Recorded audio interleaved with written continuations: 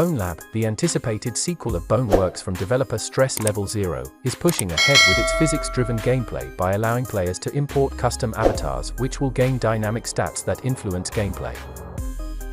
In the release date trailer last week, we saw how Bonelab will give players a way to quickly jump between avatars which will change their size, appearance, and other attributes like speed and strength. In a new video, the studio shows off the attributes the game uses to assign the capabilities of different avatars: height, mass, agility, speed, strength upper, strength lower, vitality, and intelligence.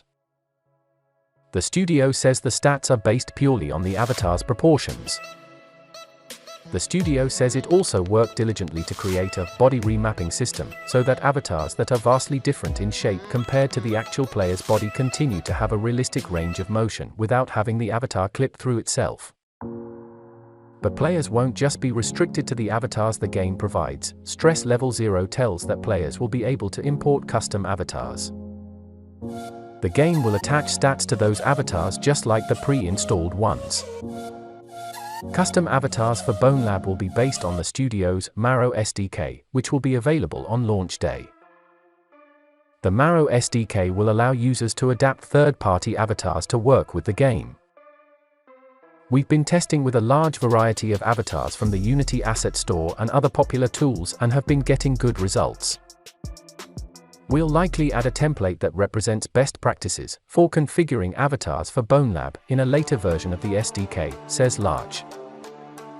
And while players can technically import whatever size of avatar they want, the studio recommends sticking to bodies from 1 to 4 meters tall in order to prevent unintended issues. The height recommendation is to prioritize any fixes that fall into that range before fixing things that go wrong at extremes. For example, if you make a 0.1 meter avatar, in the current version of the game, you are smaller than your holsters, which would be problematic. We don't impose any limits, so modders are welcome to venture into the WIP realms. Bonelab modding will also go far beyond custom avatars, says Larch. Players will be able to add new levels and avatars to the game on day one. Future versions of the Marrow SDK will also allow players to mod Bonelab with additional items, vehicles, and even more complex levels.